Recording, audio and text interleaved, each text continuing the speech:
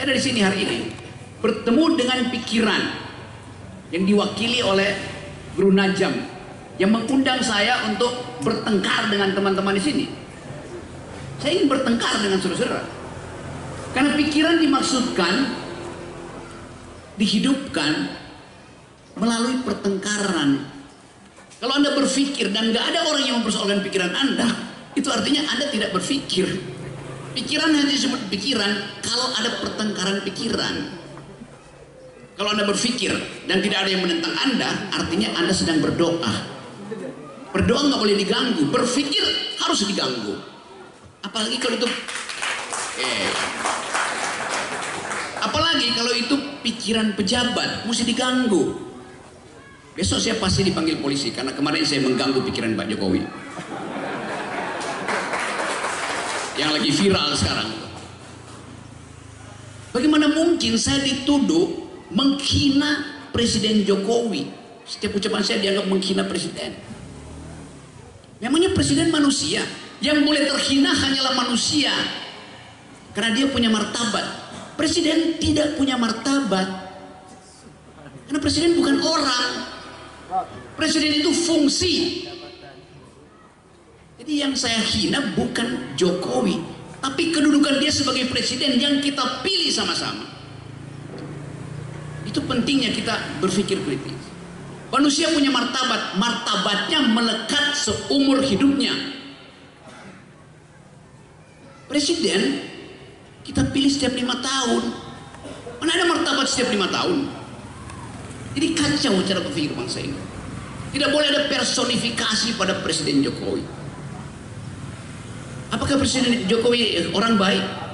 Sebagai kepala keluarga, Presiden Jokowi sebagai kepala keluarga dia baik, karena dia ingin semua anaknya punya bisnis, karena dia ingin semua anaknya punya jabatan politik. Nggak ada soal. Sebagai Jokowi kepala keluarga, sebagai kepala keluarga Jokowi baik. Sebagai kepala negara dia buruk.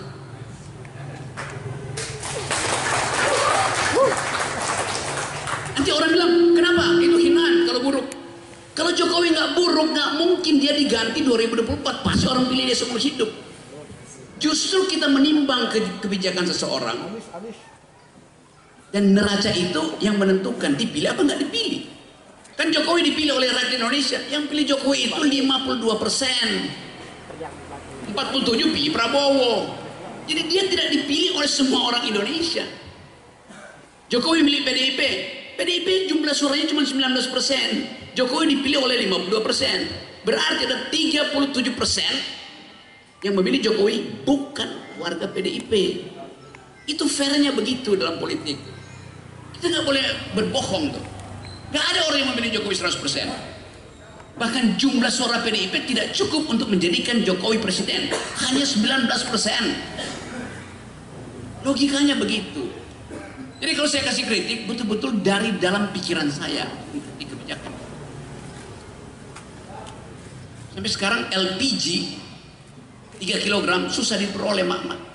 Sampai sekarang pupuk subsidi nggak pernah sampai pada petani. Maka mari kita puji Jokowi. Bagaimana kita puji hal yang tidak mungkin? Nanti mesti kasih kritik. Kritik menterinya. Oh iya, menterinya gagal. BUMN gagal, Menteri BUMN Erick Thohir. Nah dia nggak mengurus LPG, dia mengurus PSSI. Dia mengurus ambisinya. Urus diri jadi cawapres. Itu intinya kan. Berapa banyak jam yang dibuang oleh Erick Thohir untuk main politik, dan dia tidak mengurus warga negara. Tapi apakah Erick Thohir salah? Yang salah lebih besar adalah Jokowi yang tidak menegur Erick Thohir. Lalu kita yang menegur Erick Thohir dianggap memusuhi Erick Thohir. Kita yang menegur Jokowi yang tidak menegur Erick Thohir dianggap kita menghina presiden. Itu namanya kegagalan berpikir. Nah sekarang kita ada di Lombok Timur untuk mengevaluasi kenapa bangsa ini gagal mewujudkan perintah undang-undang dasar, perintah konstitusi. Emangnya apa perintah konstitusi? Konstitusi cuma memerintahkan 2 hal pada presiden. 1, cerdaskan kehidupan bangsa. Itu perintah konstitusi ada di dalam undang-undang dasar. Dua, pelihara fakir miskin. Hanya itu perintah konstitusi, wajib dilakukan presiden. Sekarang kita tanya, sudah dijalankan belum? Sudah BLT, oke. Berarti kemiskinan udah berkurang. Tanya pada statistik BPS, kemiskinan kita bertambah. Rasio kemiskinan kita 9,8%. Zaman SBY 7%. Artinya makin miskin hari ini. Gampang membuktikan itu. Apalagi jarak antara orang kaya dan orang miskin di Indonesia makin jauh. BLT itu menghina rakyat. Ya, karena setiap ada pemilu BLT ditambah supaya rakyat diam. Banyak rakyat, petani nelayan yang melantarkan sawah dan perahunya karena menganggap udahlah terima BLT aja. Jadi kita dibius oleh BLT yang nggak seberapa. Apakah BLT cukup 600.000, 700.000? Tidak. Negara ini kaya raya karena kita ekspor bahan mentah kita tuh. Dalam hitungan saya, setiap rakyat Indonesia berhak atas 25 juta sebulan dikasih pemerintah gratis. Karena yang dikumpulkan pemerintah, dia gali dari bumi kita. Dia panjat pohon sawit yang tumbuh dari lahan petani.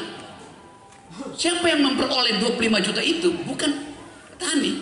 Yang memperoleh 10 kali 25 juta, 1000 kali 25 juta, 1.000.000 kali 25 juta, hanya 4 orang. Itu yang disebut oligarki, yang menguasai sumber-sumber ekonomi kita. Jadi kita mau bongkar kemaksiatan politik ini. Apa itu? Kejahatan kekuasaan. Jahat pemerintah ini. Kalau kita ngomel-ngomel misalnya, ya sudahlah nggak apa-apa, kan digali untuk kepentingan, nggak balik ke Indonesia yang diambil dari bumi Indonesia. Di zaman Presiden Soeharto, bumi, tanah, air kita dieksploitasi habis-habisan, dijual ke luar negeri. Yang balik ke negara masih 33 sampai 35%. Jangan Pak Harto. Pak Harto paksa, Anda konglomerat kembalikan uang ke negara, kami udah kasih Anda konsesi, silahkan rampok hutan, balikin ke kita. Pak Harto minta 60%, yang balik cuma 33%. Gagal. Zaman SBY yang balik tinggal 27%. Zaman Jokowi yang balik tinggal 6%. Jadi di mana perintah konstitusi sejahterakan rakyat? Yang sejahtera adalah 4 orang dan yang mereka yang oligarki, yang menguasai tambang-tambang, menguasai lahan dan sawit. Kan itu intinya kan. Apa akibatnya kalau uang rakyat tidak balik pada rakyat? Akibat pertama adalah angka stunting di Indonesia prevalensinya 24 ke 25%. Artinya 24 ke 25%. Artinya dari 4 bayi yang lahir, 1 pasti kekurangan gizi.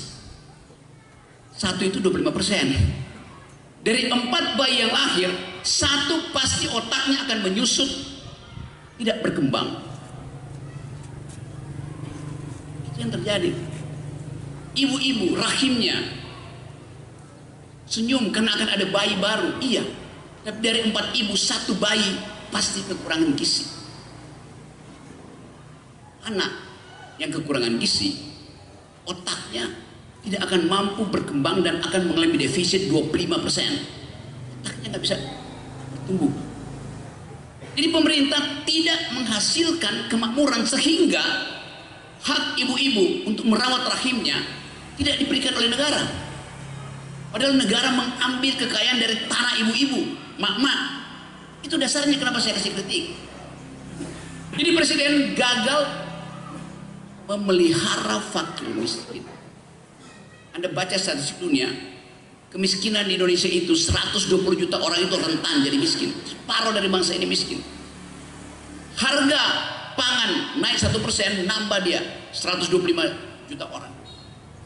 Untung Indonesia masih ada sistem kekeluargaan, sehingga tetangga yang miskin masih bisa kita rawat, makan di rumah sebentar. Ponakan yang nggak punya uang sekolah, pamannya kasih. Bayangkan kalau hitungan ini ada di negara-negara barat, itu artinya terjadi keresahan sosial.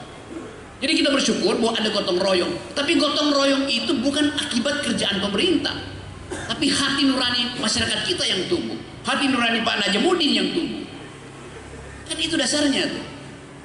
Jadi kita kasih kritik karena pemerintah secara kebijakan tidak memelihara fakir miskin. Artinya kesejahteraan tidak tiba, daya beli kita tidak mampu untuk memastikan bahwa 6 bulan lagi kita bisa berharap ada tabungan kecil untuk naik haji, ada tabungan kecil untuk menyekolahkan anak-anak, ada tabungan kecil untuk membawa anak-anak berlibur ke Bali. Gak mungkin kita bikin perencanaan itu, karena sehari-hari kita nggak tahu nasib kita apa. Zaman Pak Harto, harga cabai merah, cabai keriting, bawang putih, kebutuhan pokok diucapkan oleh Pak Harmoko waktu itu setiap minggu. Dan benar, harganya nggak naik setiap minggu. Harga cabai rawit, harga bawang merah segala macam begini-begini, di pasar sana segini, di pasar. Jadi rakyat bisa bikin perencanaan, pasti harganya segitu. Sekarang mana ada pejabat yang berani mengatakan harga cabai 1 bulan ke depan segini? Takut. Harga beras segini, harga telur begini. Jadi nggak ada sinyal dari negara bahwa rakyat itu bisa bikin perencanaan. Tiba-tiba harga cabai naik, tiba-tiba harga minyak goreng naik, tidak dikendalikan. Jadi keluarga susah membuat perencanaan, apalagi menabung. Jadi itu keadaan yang mau kita katakan bahwa pemerintah, Presiden Jokowi gagal atau lalai bahkan menjalankan perintah konstitusi, yaitu rawat fakir miskin, sejahterakan rakyat. Itu perintah yang gagal dia lakukan pertama. Apa perintah kedua? Cerdaskan kehidupan bangsa. Anak SD diajarin begitu, bahwa pemerintah ditugaskan mencerdaskan kehidupan bangsa. Yang ketiga adalah ikut serta di dalam mewujudkan perdamaian dunia. Kita semua hafal itu dari zaman kecil. Kita cuma bahas 2 tuh. Kalau yang ketiga, Jokowi memang nggak pernah bisa, karena setiap kali datang ke luar negeri dia diolok-olok oleh orang luar negeri karena nggak bisa berbahasa Inggris atau nggak perlu bahasa Inggris. Gagal untuk mengucapkan pikirannya, bahkan nyontek pun salah baca. Jadi itu kritik kita supaya ada perubahan. Ternyata nggak berubah juga. Tadi saya bahas yang kedua sekarang. Perintah cerdaskan kehidupan bangsa. Tadi saya terangkan, stunting itu artinya menurunkan kecerdasan bangsa. Di dalam statistik Asia, Indonesia sekarang IQ-nya tinggal 70, nilainya tinggal 70, sedikit di atas monyet, sedikit simpanse. Memang. Tapi nanti Jokowi bilang kabinet saya profesor semua. Oh iya, bahkan berarti kesenjangan makin tinggi. Karena sebagian besar orang tak terdidik. Itu faktanya tuh. Cuma 70. Di bawah normal. Jawa Tengah yang dipimpin oleh Ganjar, setiap tahun ada 45.000 anak SMA yang putus sekolah, nggak bisa nerusin karena nggak bisa bayar. Walaupun digratisin, dia perlu kos, makan sehari-hari. Jadi biaya pendidikan tetap tinggi. 45.000 orang. Dan Jawa Tengah provinsi paling miskin di Jawa. Jadi bayangkan, gubernur yang gagal memelihara pendidikan, gagal memelihara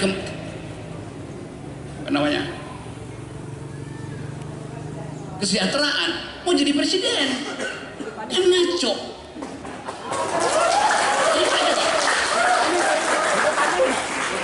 Saya terangkan faktanya. Kan orang yang menjadi presiden dia mesti bilang ini prestasi saya. Oke, kita tanya, apa prestasimu?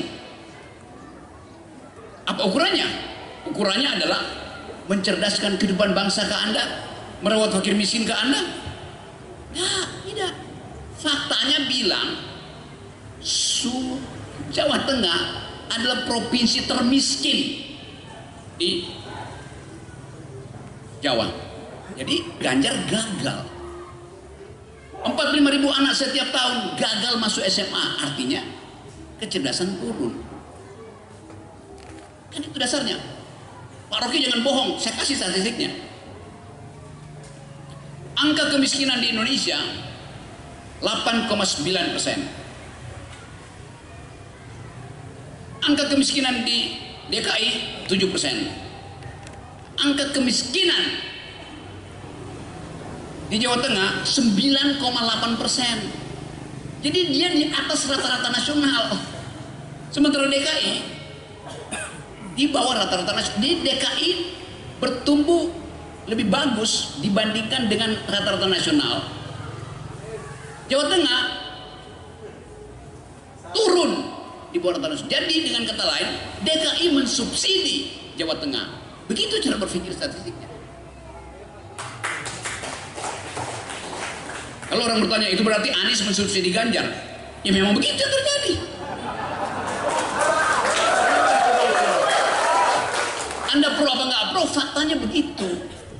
Kemiskinan di Jakarta lebih rendah dari kemiskinan di Indonesia. Kemiskinan di Jawa lebih tinggi dari kemiskinan di Indonesia. Artinya Jakarta mensubsidi Jawa Tengah. Jadi siapa yang berhak untuk jadi calon presiden?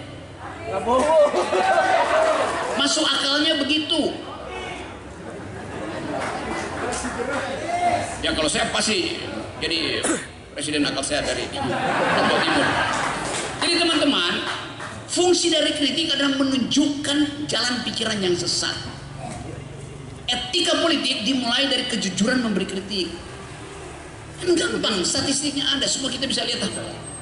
Apalagi misalnya kalau ditanya, sekarang di dunia ini, termasuk di Indonesia, ada kurang lebih 27% anak muda yang tidak mau menentukan pilihan, namanya swing voters. Dia nggak mau menentukan pilihan. Kenapa? Kalau saya bercakap-cakap ke mereka, mereka bilang begini, bagi kami anak muda ada dua hal yang membuat kami resah. Kenapa?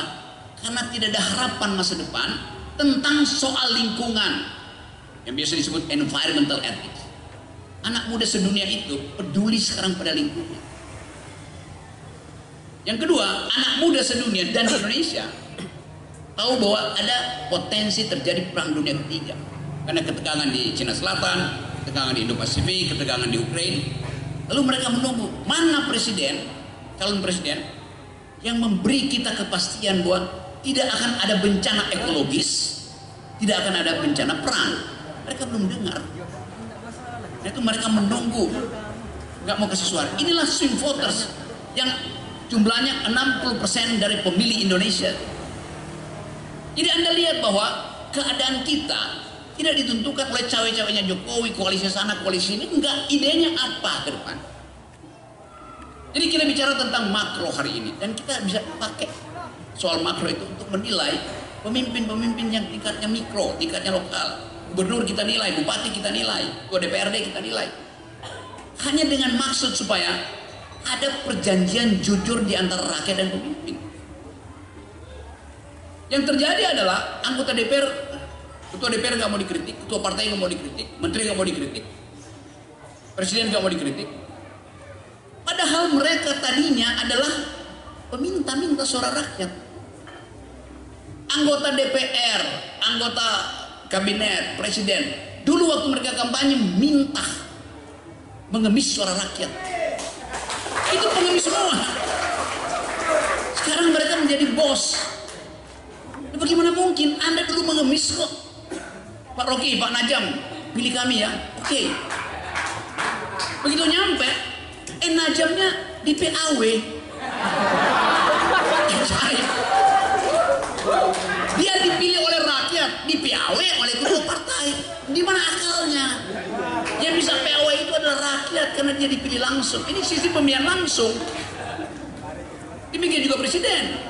Ditegur oleh rakyat dia marah, ditegur oleh buruh dia marah tuh. Coba bayangin bagaimana tipu-tipunya tuh. Omnibus Law udah dinyatakan itu tidak legal oleh Mahkamah Konstitusi. Lalu dicari akal. Kalau undang-undangnya tidak legal, keluarkan Perpu. Perpu itu pengganti undang-undang yang nggak perlu dibahas di DPR. Isi Perpunya sama dengan Omnibus Law. Lalu Perpu itu dinaikkan jadi undang-undang. Kan gila nih negeri ini, bukan negeri ini, pemimpin negerinya. Jadi Anda bayangkan, negeri ini ada kepala negara, kepalanya tidak ada isinya. Bahaya betul. Saya terangkan itu di mana-mana. Anda menghina Jokowi? Enggak, saya nggak menghina. Ada perjanjian bahwa kepala negara itu harus berpikir. Yang dia pikirkan sekarang adalah keselamatan dia setelah lengser nanti. Itu yang dipikirkan. Gak ada dia pikirkan tentang harga bahan pokok.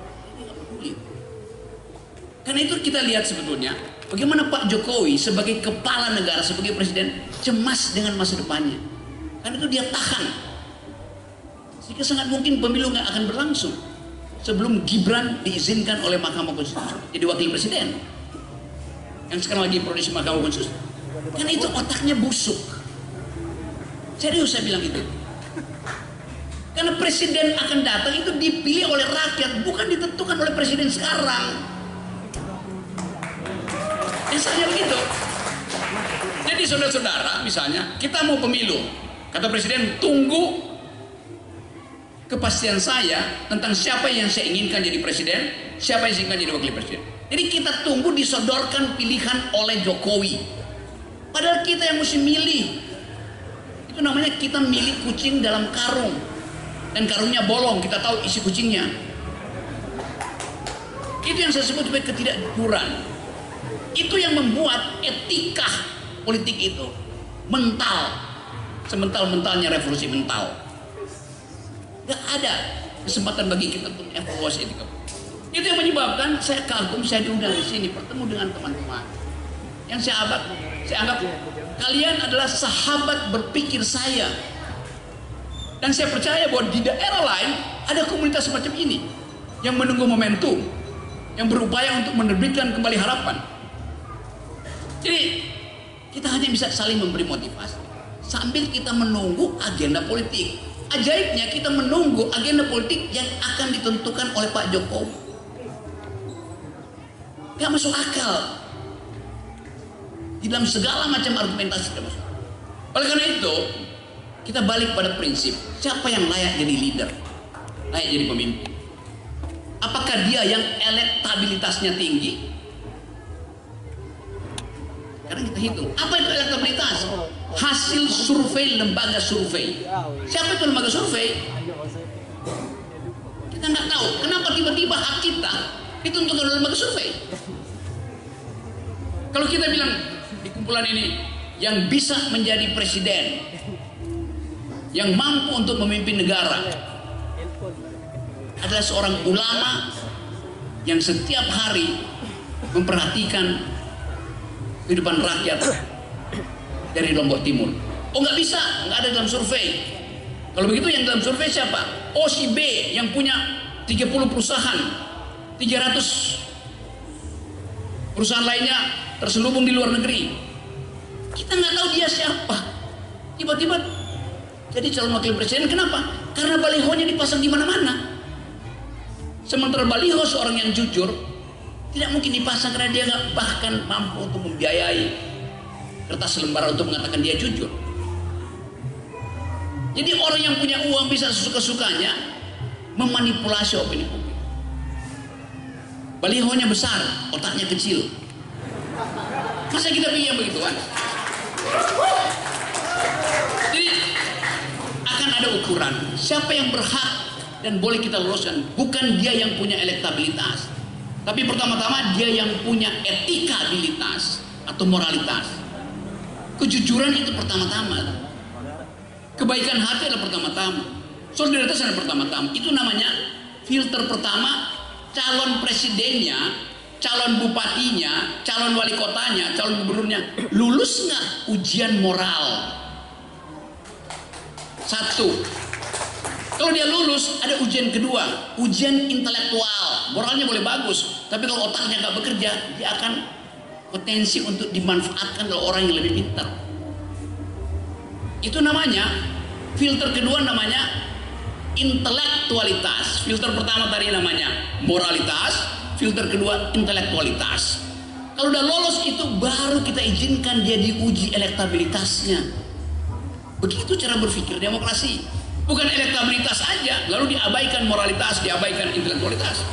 Kalau sekedar elektabilitas sama seperti Pak Jokowi sekarang, elektabilitasnya pada waktu itu tinggi, kita nggak uji intelektualitasnya, sehingga akhirnya dipersoalkan ini orang punya ijazah asli apa palsu.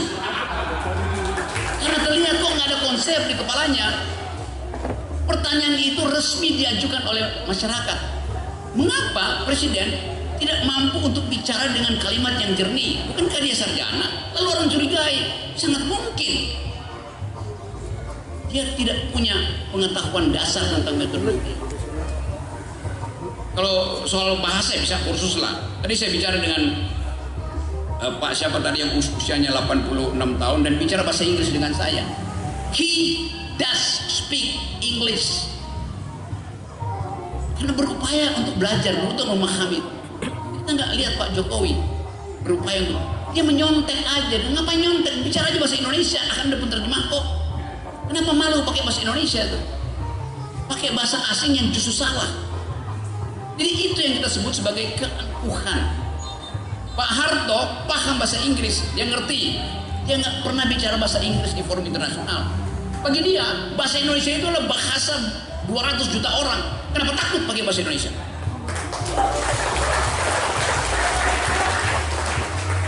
Jadi kita ada di dalam kegugupan untuk membayangkan siapa pemimpin berikutnya. Ada Prabowo, ada Anies, ada Ganjar. Mungkin masih ada lagi yang tidak terkoneksi dengan fasilitas survei. Tapi kita percaya dari tempat desa ini, kita ucapkan satu pikiran bahwa akan ada sumber dari desa-desa di seluruh Indonesia. Dari 300.000 desa pasti ada. Hanya masalahnya adalah akses untuk muncul sebagai tokoh dihalangi oleh media massa yang sebelumnya dikendalikan oleh istana. Jadi teman-teman semua, nanti kita bercakap-cakap. Saya kasih pengantar itu untuk membangunkan tidur panjang kita yang seolah-olah pesimis dengan keadaan. Kita harus percaya bahwa rakyat bisa menentukan sendiri kehendaknya, bahwa rakyat bisa ucapkan sendiri kemarahannya tuh. Dan jangan halangi bila kemarahan rakyat itu tiba-tiba di 10 Agustus tiba di depan Monas. Terima kasih.